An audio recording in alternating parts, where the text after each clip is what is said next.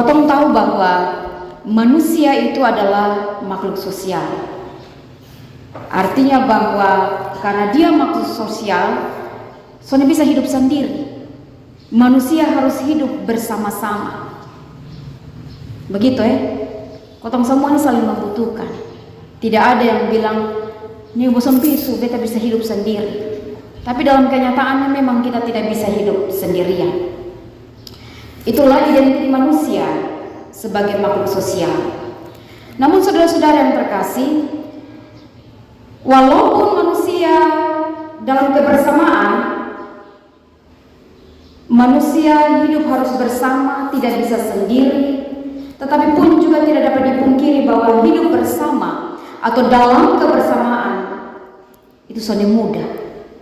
Kotong bilang kotong sudah bisa hidup sendiri, kotong harus bersama. Tetapi dalam kenyataannya hidup bersama itu juga tidak mudah. Ini kotong bingung deh manusia ya. Manusia itu saling bergantung. Tetapi dalam hidup bersama pun itu juga sulit.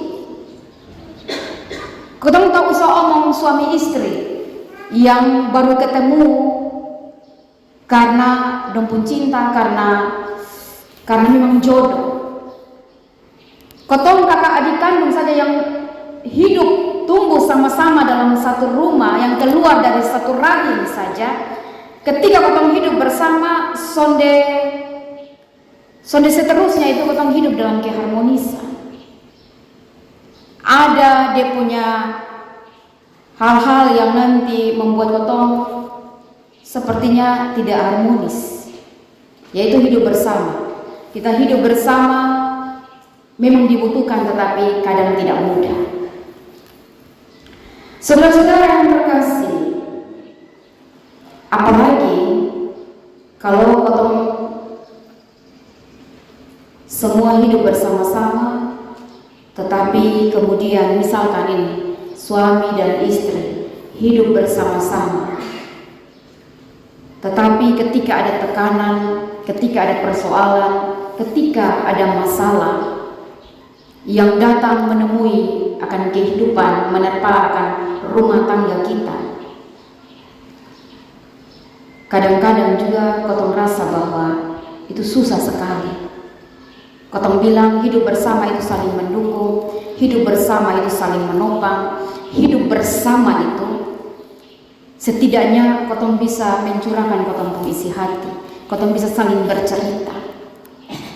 Tetapi ada juga di mana hidup bersama dia tidak menolong, dia bukan penopang yang setia, dia bukan pemberi jalan keluar, bukan orang yang bijaksana.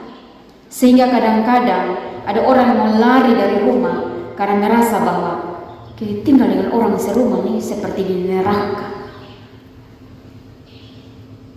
Itu pernah ada orang yang mengatakan demikian. Saudara-saudara yang terkasih, kita semua perlu tahu tentang kehidupan rumah tangga Ayub yang kotong baca ya. Kotong tahu Nabi Ayub itu seperti apa. Rumah tangga Ayub yang serba berkelimpahan, diberkati luar biasa. Ada anak-anak yang ganteng-ganteng, yang cantik-cantik, diberkati dengan harta yang berlimpah, ternak yang begitu banyak, memiliki istri yang setia mendampingi dengan senang hati. Tetapi kita tahu juga bahwa hidup ini, saudara, ada dia punya senang, ada dia punya susah, ada sehatnya, ada sakitnya, ada di mana ada dalam masa kelimpahan, ada dalam masa kekurangan. Hari ini kotong ketawa, besok kita menangis. Semuanya itu datang sini berganti, bahkan bisa berjalan beriringan tanpa kotong minta. Itu bisa datang dalam kotong hidup. Dan saudara, situasi silih berganti ini menghiasi kehidupan rumah tangga Ayub. Dan bagian firman Tuhan pada siang hari ini yang kita baca, ini adalah sesi hidup yang menggambarkan betapa Ayub menderita oleh karena ditimpa dengan penyakit kulit yang mencicikkan dan yang memualkan. Kenapa memualkan? Karena di dalam ayat 19 pasal 19 ayat 17 sampai 19. Di situ menggambarkan tentang istrinya juga jijik terhadap dia. Itu mengualkan. Bahkan saudara-saudara sekandungnya, anak-anaknya mencemooh dia, mengolok dia. Sahabat-sahabatnya pun juga menarik diri. Tidak ada yang mau dekat dengan dia karena penderitaan penyakit yang Ayub alami. Nah saudara, itu yang kotong bilang, kotong manusia, makhluk sosial yang hidup saling bergantung satu dengan yang lain. Hidup bersama saling membutuhkan, tetapi ketika ada tekanan hidup, ada penderitaan, orang lari, orang bangun lari. Yang sebenarnya hidup bersama itu saling mendukung. Hidup bersama otomatis ada dukungan dalam bentuk saling memberi kekuatan, saling menopang, saling menghibur, saling merawat, saling perhatian satu dengan yang lain. Tetapi saudara-saudara yang terkasih, yang kita temukan dalam kisah Ayub ini memberi kesan bahwa istri Ayub tidak berdiri sebagai istri yang siap menghadapi perubahan musim hidup yang silih berganti. Bahkan kotong tahu bahwa penderitaan soal yang dialami oleh Ayub ini, dia datang tuh son pakai jeda. Ini hari sakit, besok lusa dia sudah menemukan, datang kasih kabar bahwa dia punya anak-anak sudah mati semua, rumah sudah terbakar, dia punya ternak dong habis. Jadi ini penderitaan yang berkepanjangan. Soalnya ada istirahat. Dan seharusnya dengan penderitaan-penderitaan demikian, orang-orang terdekat adalah orang-orang yang mampu untuk menolong, orang-orang yang mampu untuk menopang, ada selalu. Contohnya, ketemu pasangan hidup, suami atau istri. Ketika dia sakit, kau menjadi orang pertama. Pasangan hidup itu menjadi orang pertama yang siap mendampingi dan merawat, bukan dia jijik dan dia muntah di situ lalu dia mau lari. Dan bacaan yang hari ini kita lihat bahwa istri Ayub mengancam Ayub. Kalau semua penyakit model begini, hentikanlah berbagai segala kegiatan yang berkaitan dengan iman kepada Tuhan. Berhenti untuk berdoa kepada Tuhan, berhenti untuk beribadah kepada Tuhan, berhenti untuk memberikan persembahan kepada Tuhan Allah. Bila perlu, kutukilah Allahmu. Itu yang istri Ayub bilang. Dan lebih sadis lagi Bapak Mama, Ayub disuruh mati daripada menderita berkepanjangan. Saudara-saudara yang terkasih, coba membayangkan sudah kalau potong pasangan hidup ini yang tidur sama-sama dengan kotong, yang sudah bersama-sama dengan kotong sekian lama tahun, lalu kemudian lu penyakit boleh begini nih, berhenti dengan berdoa, berhenti dengan beribadah kepada Tuhan. Tak usah dengan membuat berbagai kegiatan-kegiatan dalam bentuk rohani lagi. Dan bila perlu, lu kutuk lu Allah, kemudian lu mati sudah. Bisa kau berhadapan dengan pasangan yang dia mulut sampai ke racun, sampai ke pisau silet, yang bukannya ada dukungan, ada perkataan yang lemah lembut, ada pelukan hangat.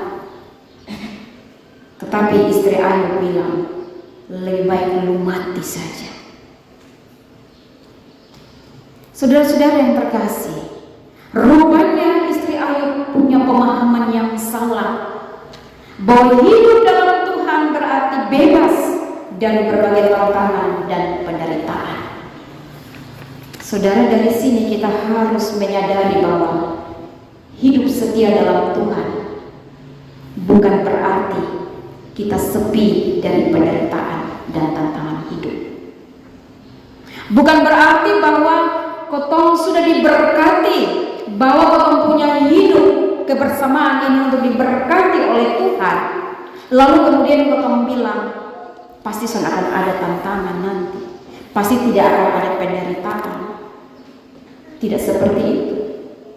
Justru hari ini ketika saudara berdua datang untuk akan diberkati oleh Tuhan, lalu besok itu sudah memulai hidup yang baru bersama-sama, maka siap-siap sudah akan ada banyak tantangan, akan ada banyak gejolak.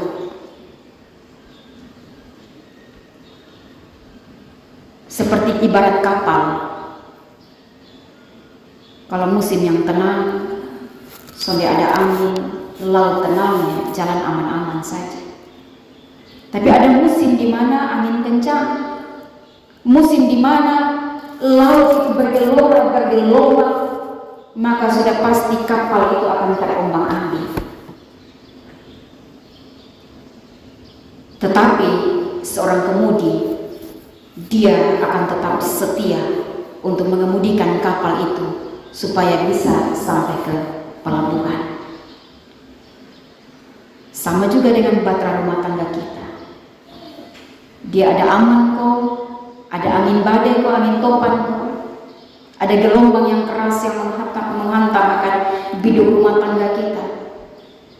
Maka suami dan istri yang mengemudi bahtera rumah tangga ini harus tetap saling menopang, tetap setia dalam Tuhan, sehingga saudara berdua bisa sampai ke pelabuhan yang Tuhan tentukan. Hidup sebagai suami istri bersama-sama, apapun yang akan dihadapi, janganlah bersikap seperti istri Ayub yang bukan menolong, bukan merawat, bukannya dia menopang, bukannya dia menguatkan, malah dia menjauhi, mencemooh, menyuruh untuk berhenti berdoa, berhenti beribadah kepada Tuhan, dan diganti dengan mengutuki Allah, dan juga menyuruh mati saja supaya jangan menderita berkepanjangan. Kekasih-kekasih Tuhan, manusia ini tidak bisa hidup sendiri, karena sebagai makhluk sosial yang saling bergantung, maka kita membutuhkan ada penopangan dan dukungan. Makanya tema hari ini bilang dalam kebersamaan ada penguatan. Kalau kita bersama-sama walaupun ada persoalan, ada penderitaan, tekanan-tekanan hidup, tetapi kalau kita bersama-sama bergandengan tangan, terus tetap setia, pasti di situ ada kekuatan.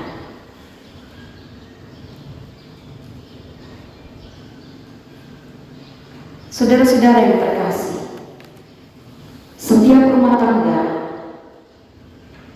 rumah tangga Kristen ini bukan hanya Yermi dan Agnes, tetapi semua rumah tangga orang-orang yang sudah menikah. Kita semua di sini yang sudah menikah.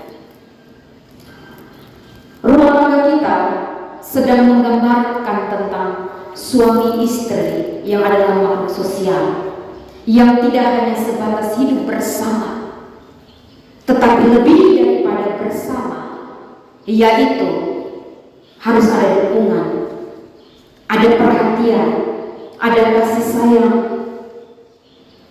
ada saling merawat, agar kebersamaan sebagai suami istri sesuai dengan janji nikah, bahwa kami tetap bersama dalam untung maupun malam, dalam sehat maupun sakit, dalam suka maupun duka. Maka dari situlah terletak kekuatan. Ketika rumah tangga tetap menjalani setiap sesi hidup dengan bersama, dalam takut akan Tuhan, mengandalkan Tuhan, maka tidak ada ruang bagi iblis untuk membujuk kita supaya kita mengutuki Tuhan dan meninggalkan Tuhan. Saudara, rumah tangga Ayub itu, Ayub menderita tetapi dia tetap kuat. Yang tidak kuat adalah dia istri. Istrinya yang tidak kuat. Iblis membujuk istrinya Ayub untuk supaya jangan lagi menyembah Tuhan. Jadi saudara-saudara yang terkasih, mari kita renungkan bahwa sebenarnya setiap persoalan yang datang dalam kotong hidup itu untuk menguji kotong iman percaya kepada Tuhan. Tetapi kalau kotong sonde kuat, itu berarti iblis telah menang. Iblis sudah berhasil membujuk kita untuk tidak lagi menyembah Tuhan. Penderitaan dari Ayub ini kan iblis yang berkompromi dengan Tuhan Allah. Tuhan Allah bilang, lu coba sudah. Iblis bilang, beta sampai percaya kalau lu penghamba Ayub itu tetap setia, kecuali kalau kasih dia penderitaan. Maka Tuhan Allah bilang, silakan pergi. Iblis punya rencana adalah supaya Ayub dan satu keluarganya tidak lagi menyembah Tuhan, mengutuki Tuhan dan meninggalkan Tuhan. Maka saudara berhati-hati dengan setiap rumah tangga. Kotong hidup bersama-sama, tetapi kotong harus saling mendukung dan menopang. Karena kalau kotong kalah, itu berarti bahwa iblis sedang lipat tangan dan ketawa. Beta sudah berhasil membuat mereka untuk tidak lagi memuji Tuhan, tidak lagi menyembah Tuhan, bahkan meninggalkan Tuhan, lalu mereka pun juga saling meninggalkan. Saudara-saudara yang terkasih, setiap satu rumah tangga Kristen terbentuk secara otomatis. Di situ terletak tanggung jawab untuk kita memuliakan Tuhan. Sehingga dalam badai sehebat apapun, tidak ada ruang untuk meninggalkan Tuhan. Dan itu berarti tidak ada celah untuk saling meninggalkan. Karena dalam kebersamaan ada penguatan. Saudara jangan hanya mau terima yang baik-baik dari Tuhan Allah saja. Yang sonde baik itu juga, itu bagian di mana kotong semua sedang ada dalam ujian. Sonde bisa kotong hidup tanpa ujian. Tidak bisa kotong sekolah tanpa ujian. Sekolah itu kita belajar, kemudian ada di mana ruang untuk kita masuk dalam ujian. Maka hidup ini pun juga kita berjalan bersama-sama dalam kebersamaan untuk kita belajar setiap hari, lalu ada masa di mana kita harus menghadapi ujian dan kita harus berhasil karena kotong punya Tuhan. Kotong berdiri membangun rumah tangga ini di atas dasar Tuhan. Maka tetap setia dengan Tuhan, jangan pernah meninggalkan Tuhan. Kalau kotong tinggalkan Tuhan, otomatis pasti kita saling meninggalkan. Dalam kebersamaan ada penguatan. Immanuel, Allah yang beserta kita, dia tetap ada bersama-sama dengan kita dalam kehidupan kita. Selamat untuk memasuki rumah tangga baru, selamat untuk belajar dalam bahteramu, dan selamat menghadapi ujian dalam kekuatan Tuhan. Amin.